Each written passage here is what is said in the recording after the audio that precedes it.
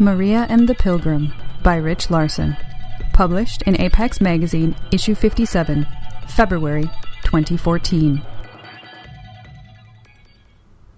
Word webbed over the Altiplano, carried one village to the next by the wandering jean merchants. A pilgrim was coming. A pilgrim was coming! Maria felt she might burst her membrane from excitement. She wove through and around the women, who bent scouring the chapel steps with sand until her mother slapped her away. Then she darted circles around the men who were pulling Jesucristo out from his dusty ledge and repainting his gas mask with red ochre. "Go watch for him," her father said, motioning her back as the cross creaked upright in its stand. "Go watch with Pedro. Watch from the hill." "Pedro eats his dirt before it cooks," Maria said, sticking her small pink tongue out. But she went away half-skipping. Frayed clouds were shifting in the sky, letting Santa Sol peek through over the domed huts and sunken cook-pits. Maria's steps slowed as she passed the rippling walls of the Ururocarpa at the edge of the village. She crossed herself and called her little sister's name, even though she wasn't supposed to. There was no call back. But by the time she saw Pedro belly up on the hill's stony slope, his membrane glistening in the scant sunshine, she was thinking only about the pilgrim again. "What do you think he'll look like?" she demanded, scooting down beside him. Pedro wasn't even watching. His red-brown eyelids were firmly shut. "Who, the pilgrim?" "Who else would I mean? Stupid." "A baby," Pedro said, sitting up. "If your mother was having another baby." Maria's nostrils flared. "She's not, and you know she's not. Of course the peregrino." Pedro nodded, but he had the small smile that grew when he made her angry. "Black all over," he said. "Black as eclipse. Ugly." "I think he'll be beautiful," Maria said staunchly. "I think he'll be like Jesucristo." Pedro started to laugh, and Maria could see all the small muscles tightening in his stomach. "What?" She punched his arm, a wet slap that shivered his membrane. You think he'll walk like this?" Pedro said, sticking his arms out straight from his sides. "Walk around with his arms all stiff?" "That's not how I meant." Pedro laughed again, but Maria, jumping to her feet, didn't hear him. Out across the shale, cresting a gray heave of rock. Something too tall to be a man or a jean merchant. Something moving with slow and heavy steps. "Peregrino!" she shouted. She turned to grin at Pedro, but he was already scrambling away. Maria lingered for a second, staring out at the approaching silhouette, then dashed after him. She wasn't about to let him tell everyone he'd spotted the pilgrim first. As the pilgrim trudged towards the chapel, Maria's mother sprinkled red sand across his path in smooth arcs. Maria watched this from the flowing crowd, mouthing the chant along with everyone else, ushering the visitor through the village. Santa Sol was pounding down now, but the pilgrim's billowing black membrane sucked the light in and gave none back. He was tall and broad, and his eyeless face was perfectly flat, colored yellow like the packets of fat in a baby's cheeks. Pedro, jostling up beside her in the crowd, thought he had another face hidden underneath it. "Don't talk," Maria chided, not taking her gaze off the pilgrim. "He does." Pedro tapped at his eye socket. "How else would he see? My grandfather said so." Maria ignored him, worming through to the front of the crowd as the pilgrim reached his destination at last. The chant cut short. The pilgrim reached up to the cross with his thick black hand and pulled Jesucristo's gas mask down, revealing the wooden face so gaunt but so tender. Then he knelt in the dust, and the solemnness stabbed at Maria's throat. She felt grateful, the way her mother told her to feel grateful. Grateful to Jesucristo for sparing them the devil's contagion, and grateful to the pilgrims for keeping it at bay. The pilgrim stood, and when he spoke his voice echoed against itself like speaking into an empty cook-pit. "Thank you for receiving me on my journey."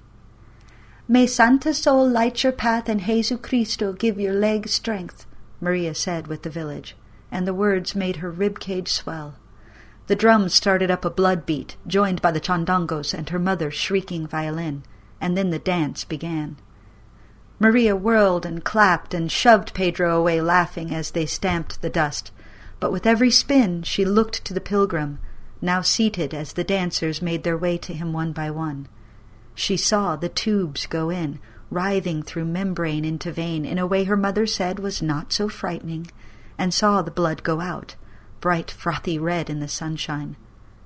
When it was her turn, when her father beckoned her over, Maria did not hesitate. The pilgrim was sitting cross-legged, cocooned by his machinery, the bone-white tubes and whirring cylinders and blue lights that winked like eyes. Someone had brought him a bowl of food, but it was untouched, maybe because he had no mouth. "Give me your arm, please," the pilgrim said, but he spoke without a mouth. Maria peered close and saw that Pedro's grandfather was right. There was a shadowy second face under the featureless yellow. "Jesu Cristo gave his blood for us, so we give it to the pilgrims," she said proudly, flexing out her arm. The pilgrim paused. "Yes," he said, but sounded only half sure. He touched one of the tubes, and it wriggled towards Maria's wrist. "This child is yours?" he asked Maria's father. "How old?" 9 rainy seasons, her father said, and his voice was edged in a way she had never heard it, edged like the cutter he had been sharpening and sharpening. "Very healthy, very bright." Maria beamed at him, keeping very still and very healthy, as the tube punched through her membrane, snaking into a taut vein. She watched the blood rush up with shuddery fascination. "Your wife was projected to be fertile for a long time," the pilgrim said. "How many others?" "One other," Maria's father said, like the words were heavy stones. The tomb came free with a slick pop, leaving her membrane as smooth and unmarked as ever. Very healthy. Maria prodded the spot, unwilling to go back to the dance, hoping to see what the pilgrim did with the blood. She saw her mother coming over through the crowd, slipping her violin into its battered wood case. "Only one?" the pilgrim asked. "My little sister," Maria said, very bright. "My little sister was born without a membrane, so she lives in the Ururocarpa." The pilgrim froze. Moving hands turned to stone. Maria's father was silent, and Maria wished she could bite off her tongue. Then her mother's hand came down on her shoulder. "It's so," she said. "I had hoped that this is why you came. I prayed Santa Sol would direct you here to us." "That isolation unit is meant for emergency injuries." The pilgrim's head shook slowly, side to side. Maria didn't know the words. "How long has she been inside?" Maria's mother stared down into the dust, but when she looked up, her red-rimmed eyes were defiant. 4 seasons of rains," she said. "I've kept my womb empty since." "That is not the protocol." The pilgrim's voice was hard and crackling. "That is not Jesu Cristo's plan. Why didn't you give her to the sun? Why didn't you put her on the hill?" Maria's mother looked to her father. His dark eyes were shining wet.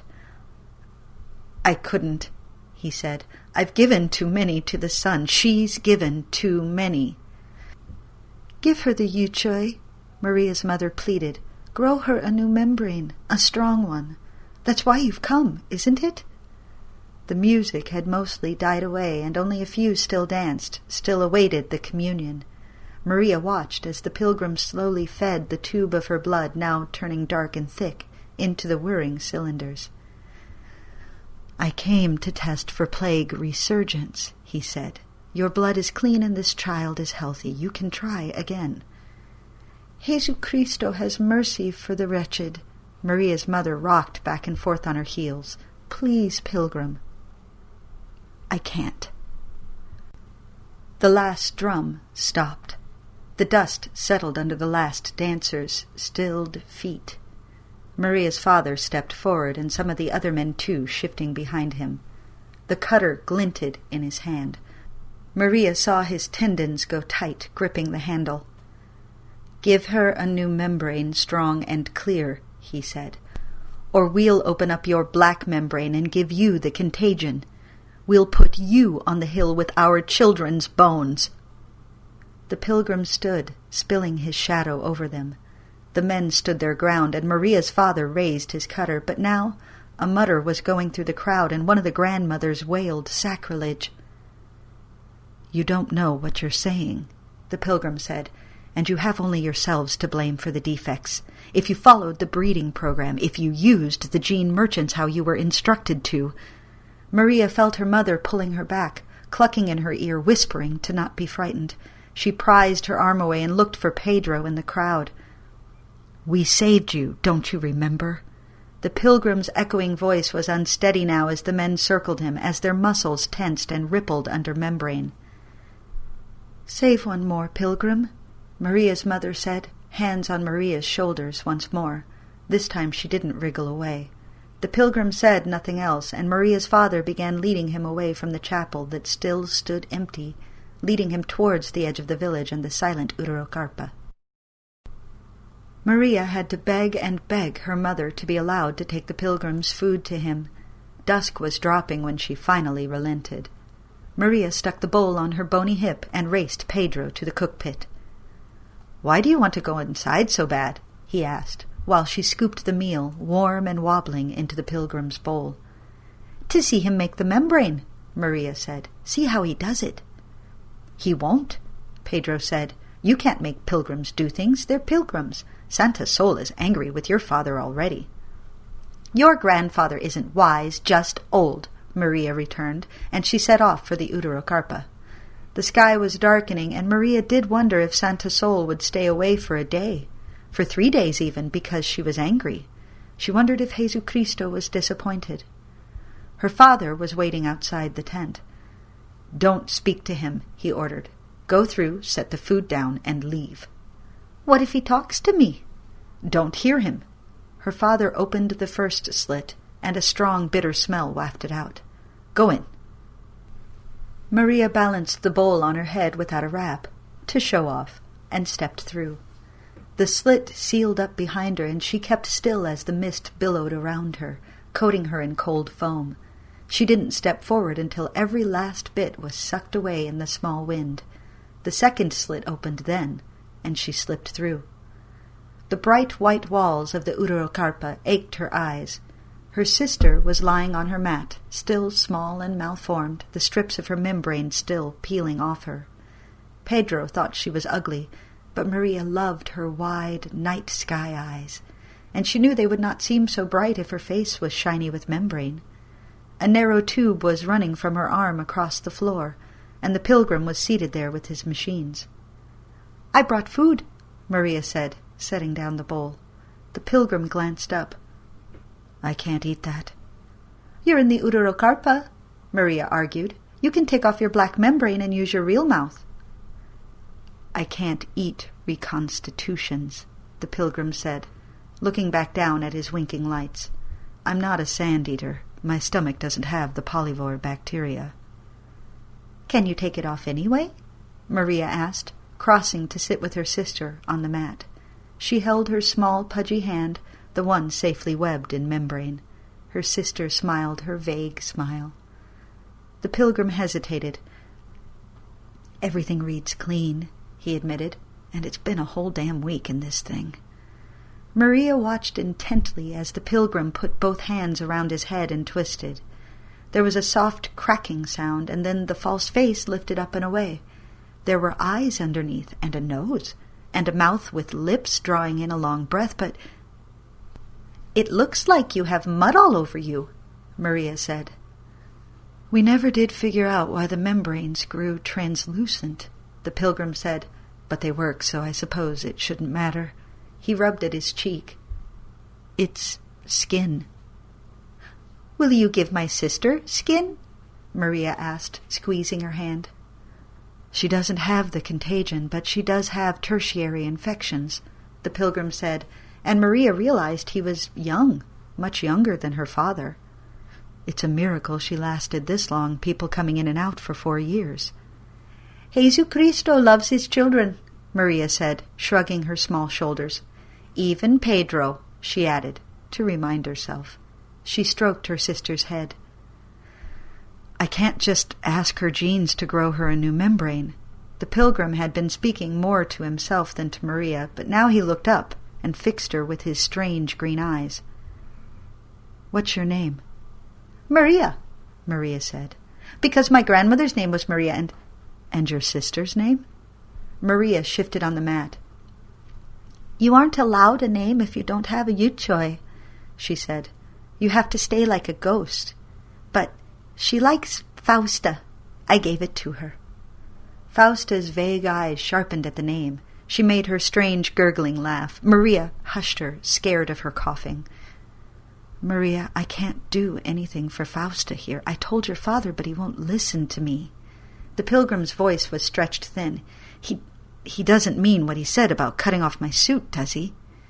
Maria remembered that her father was waiting outside and wondered how much longer she could test his patience.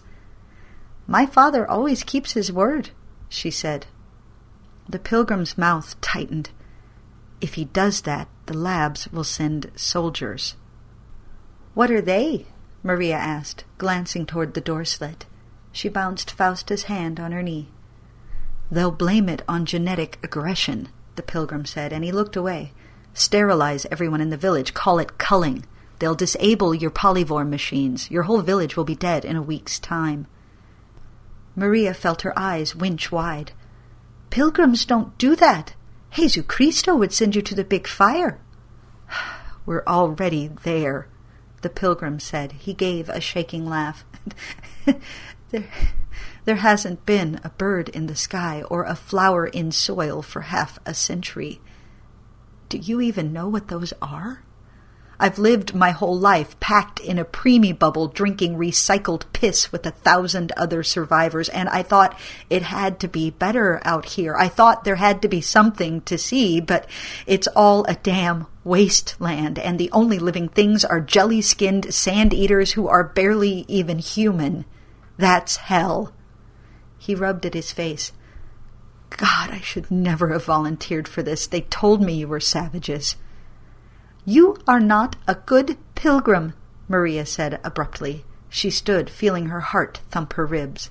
She didn't want to leave Fausta alone with him now. "They'll come here and erase your village," the pilgrim said. "Unless you help me escape." "Jesu Cristo would protect us," Maria said, but she wasn't sure of that anymore. "If you help me escape, I'll take Fausta with me back to the labs." The pilgrim walked over, and Maria stiffened, but Fausta was not afraid when he lifted her up. "I'll fit her in the suit with me," he explained, voice soft again. "Like this. In the labs they can try to heal her." Maria stared at her sister, tucked away in the pilgrim's black membrane. She thought of her weeping mother and of mud-colored soldiers starving everyone to death. There was only one bright choice. Her father knew she'd spoken to the pilgrim, but he was too busy arguing with the elders to punish her. Maria flitted past them and searched out Pedro by the well. "I dare you to jump across it," he said when she arrived. "I have a better dare," Maria said, and she explained. He listened with his feet dangling off the edge, nodding slowly like his grandfather did. He dropped a stone. "Your father will thrash me harder than you," Pedro said, once the plop echoed up to them. "I don't want to get thrashed." Maria gritted her teeth. "I'll tell everyone you're the fastest runner." That made Pedro stand up. "And not take it back?" "And not take it back." Maria waited until her mother had prayed herself to sleep, voice croaky and dry, then crept over to where her father was splayed out on his mat. The cutter was a finger width from his hand. His breathing was deep and even. Maria watched the bunched red muscles of his chest stretch and collide. She reached. Cutter in hand, Maria slipped out of the hut. She had little aches where she'd pinched her wrist to stay awake. The sky above was inky black with no stars, but Maria knew her way to the Urocarpa in the dark. She snuck carefully, because the elders did not always sleep so well and sometimes came out to breathe the colder night air. Maria's father had someone guarding the entrance, so Pedro met her around the back, safely away from the glow of the lamp. "Ready?" Maria whispered. "You actually took it," Pedro said, eyeing the cutter clutched to her chest. "Yeah, ready." He vanished around the edge of the tent, and as he began whining to the surprised watcher that Santa's soul had sent him a dream that he needed to see the pilgrim, Maria began to cut. The blade scraped, and she went slowly, opening a gash just large enough to slip through. The watcher had started cuffing Pedro's ears by the time she had peeled back enough fabric to crawl inside. The mist sputtered up around her, then leaked out of the hole. Through the inner wall she could see the blurry shape of the pilgrim as he put on his second head. When he gave an affirming nod, Maria cut again. The inner wall hissed away under the blade like nothing more than air. Her hands trembled slightly at the enormity of it, at the way she was disobeying her mother and father, but she knew Jesucristo would understand. A moment later the pilgrim emerged. "Which way?" he asked, in a crackling murmur so low Maria barely heard. She pointed mutely, looking at the lump where Fausto was cradled against the pilgrim's chest. She had tried to explain to her sister, and she had kissed her eyes and her forehead more times than she could count. "May Santa Sol light your path and Jesucristo give you strong legs and keep you safe from the devil's contagion." Maria exhaled in one slab of air. Behind the yellow, the pilgrim's shadowy face seemed to stir. "It wasn't the devil's doing," he said. "It was ours. We have to pay for the sins of our fathers. You have to pay for them too. Follow the protocol so we can fill up the world again, even if the protocol is hard." He hesitated for a moment, rocking back and forth on his heels, then shook his head. "You're a bright one. Maybe you'll understand it one day." Maria felt herself swell with pride as the pilgrim disappeared into the darkness. The struts of the uterocarpa were bending now as the fabric sagged. Maria could hear Pedro still gamely chattering at the watcher, still begging to be let inside. She couldn't resist going to her sister's mat one final time to see if she could smell any part of her. When her knee fell on Fausta's tiny chest, Maria lost all her air at once. She pulled back the rough-spun blanket, mind unbelieving, bile racing up her throat. Fausta was lying there, night sky eyes shut tightly, body stiff as stone. Maria could see the contagion bubbling through her half-formed membrane, black and red. She wiped instinctively at her sister's cold lips and came away with a delicate smear. Maria's eyes were a stinging blur. She stared down, panting, feeling as though the tent was already collapsing around her and over her, burying her. Pedro was finally being chased off. She could hear him muttering as he went. Maria picked up the dropped cutter. She was faster than Pedro, and she was faster than a plodding pilgrim. Out of the sagging tent, out of the village, and towards the hill.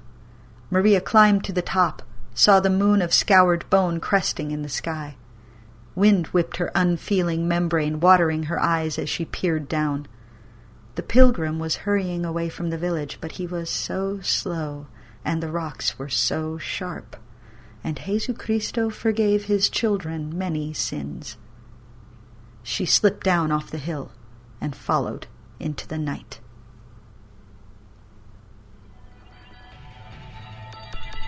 Rich Larson was born in West Africa, has studied in Rhode Island, and at 21 now lives in Edmonton, Alberta.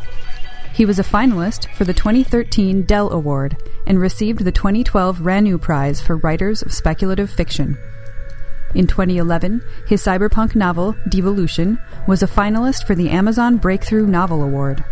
His short work has since received honorable mention from Writers of the Future and appears, or is forthcoming, in Lightspeed, DSF, Strange Horizons, Apex Magazine, Beneath Ceaseless Skies, AE, and many others, including anthologies Future Days and War Stories. His self-published spec fic can be found at amazon.com/author/Rich Larson. This Apex Magazine podcast was performed by Wendy Bowlesby and produced by Erica Ensign. Music used with kind permission of O Alchemy. Apex Magazine podcast, copyright Apex Publications.